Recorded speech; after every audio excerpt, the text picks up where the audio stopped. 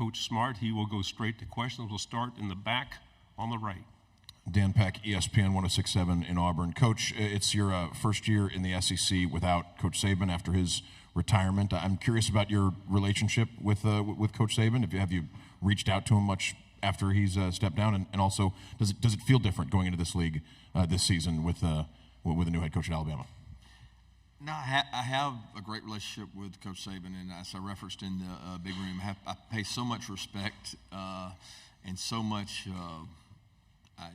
just credit to what I learned, because people forget that it wasn't the 9 years at Alabama. It was the 1 year at LSU and the 1 year at the Dolphins. So to have 11 years to work for what is the GOAT. He is the greatest of all time, in my opinion, and it's not really close because of the time in which he did it. It was a lot of, what's the right word?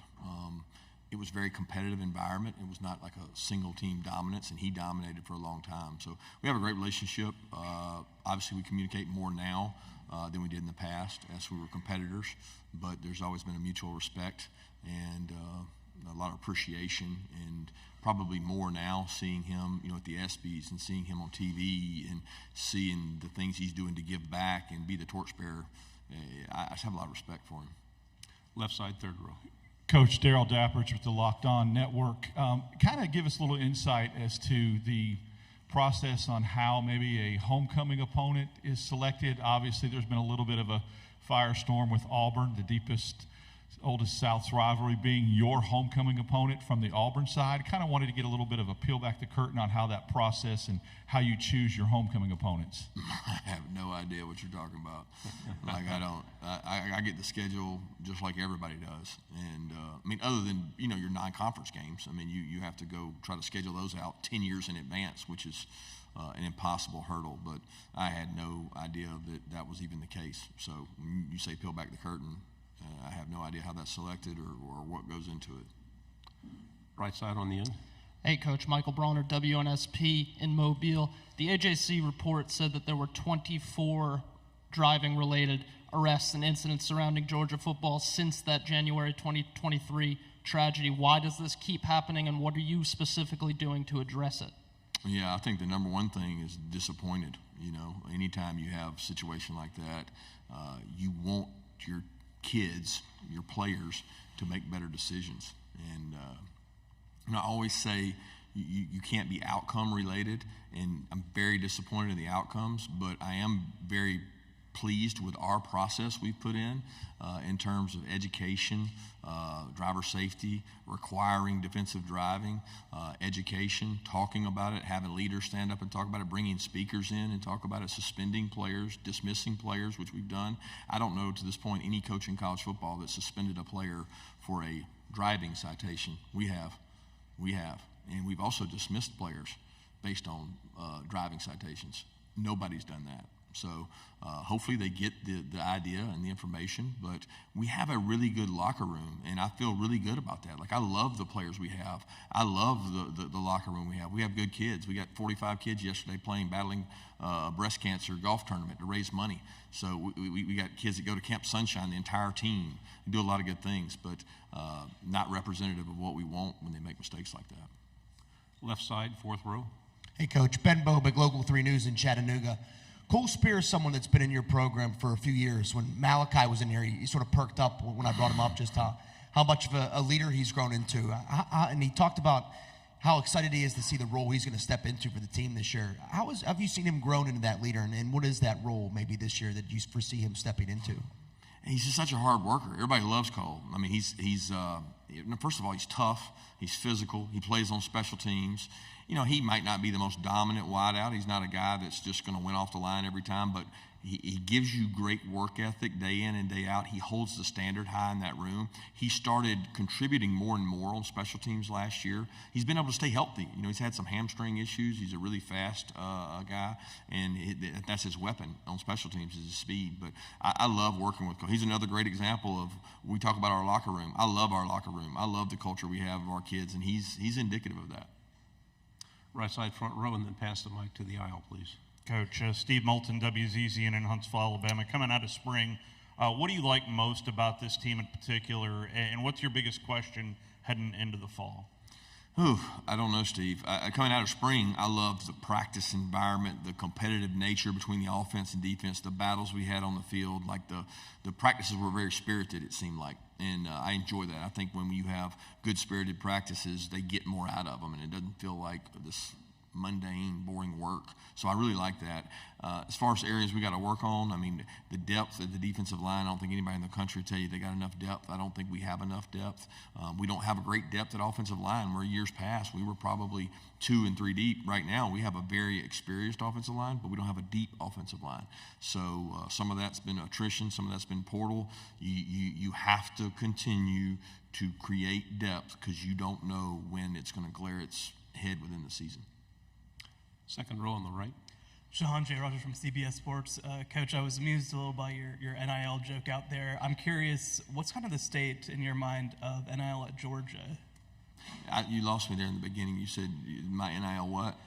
The joke about Nike and Dan Lanning. About Dan Lanning having the treasure chest to open up and get whatever he wants. Yeah, but what was your question directly about? Yeah, I'm curious about your thoughts on the state of NIL at Georgia right now.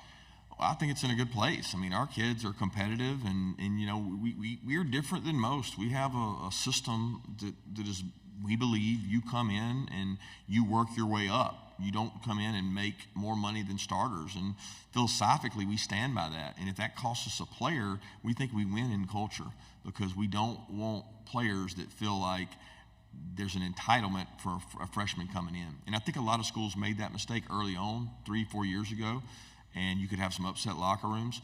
We're going to err on the side of you earn what you get, and the more you stay and play and contribute, the more opportunity you get at NIL, and that's kind of the state of our NIL.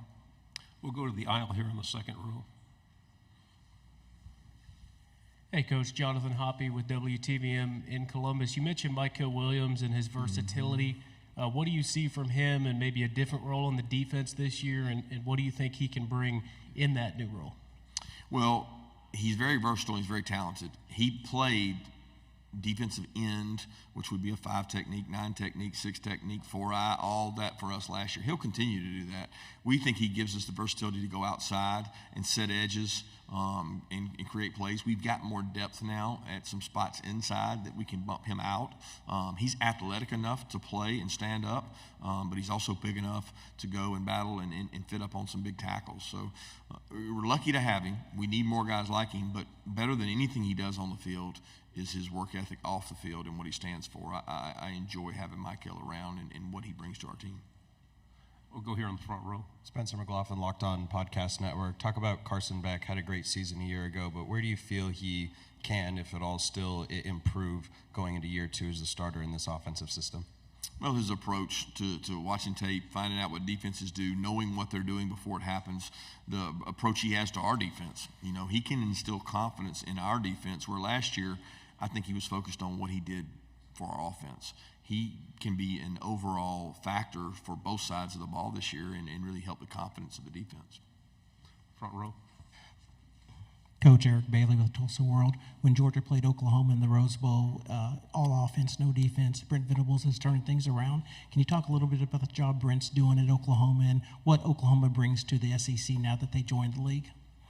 Yeah, the great traditions, what they bring, tradition-rich history.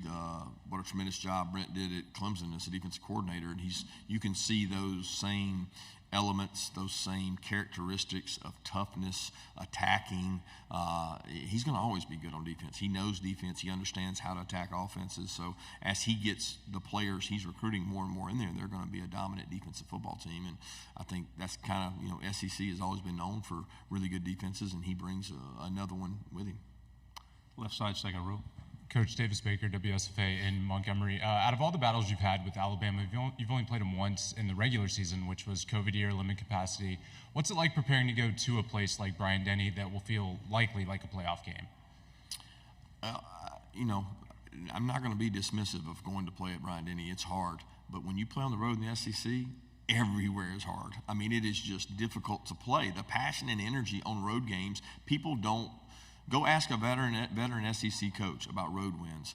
there are only good wins. There are no bad wins. And it's not any different when you go to Tuscaloosa. It's a hard place to play. The passion, the energy, the players on the field, they're all good. And that's a challenge that we kind of embrace that. We love that. We like going on the road. We like being the one against the many. And I think you have to embrace it. Right side, third row. Hey, Kirby, Brett McMurphy with Action Network. When you were at Alabama, Nick took some chances on bringing in some assistant coaches that had had some issues in the past. I talked to Lane about it, obviously Sark. Now that he's gone, do you see any current head coaches that will kind of fill that role and maybe bring people in to give them a chance, try to give them a second chance to kind of revitalize their career like Nick did? Yeah, I don't know specifically that I can say somebody that would do that, but I think every coach, deserves that opportunity. I mean, we're human. We make mistakes. Things happen. I mean, people get second chances all the time in most professions. So I certainly am glad that Nick did, because it started my relationship with Lane, who I have immense respect for and enjoyed getting to know, and have even enjoyed more. Our relationship has grown since the time we spent at Alabama together. So I think it's a good thing, and I think Nick started it. To say who's going to carry that torch or carry that banner, I don't know that. Left side on the aisle. Coach, Carter Yates with Dave Campbell's Texas Football. Now that there's a second Texas university in the SEC, does that change the geography of your recruiting process at all? No. I mean, we've recruited Texas for a long time. Texas is great high school football. We've had a lot of starters that have come to play for us from Texas. Obviously, Texas and Texas A&M can't sign all the good football players in this state. They're going to go to other places. So it's geographically, it's bigger than the entire SEC. The size of it is just humongous. So we're going to continue to recruit it, regardless of 2, 3, 4 teams in the league. We only have time for 2 more questions. We go on the right side on the aisle. Coach Billy Jones, George Blaster Show, Nashville, Tennessee. I'm curious, London Humphreys, you guys had him from Vanderbilt through the portal. Was he a guy you guys ID'd at the high school level, or just something that you guys kind of saw as you were scouting Vanderbilt, and in that game last year that you thought he could be a contributor? Talk about maybe how you found him and what you think he'll add to the team next year. Yeah, excited about what he can do for us. Wonderful family, 2 athletes as parents. And once he went in the portal, it was an area that we needed some help in. We were losing a lot of wideouts, senior-laden group, and he provides depth at that position, and he's a really good football player and an excellent person, and we're excited to have him. Final question over here on the left. Hey, Kirby, Zach Klein, Channel 2 in Atlanta. With the iPads now being allowed during games, how will you take advantage of that? Could it be information overload, and what do you hope to get out of that new technology allowed on game days? Yeah, I think quicker feedback to the players. Visually, they see things better than when you draw them up. So I don't know that it'll be as big an asset for coaches as it will be for players. We tend to get good information from up top, our guys that are up top watching it, but getting to show that information to players will be critical. I think the implementation of that is really critical for us as coaches, because coaches are not always technologically savvy, and we've got to really practice that to be good at it. A lot of times our players are better at doing those things than us, so the implementation of that will be critical. Coach, thank you very much.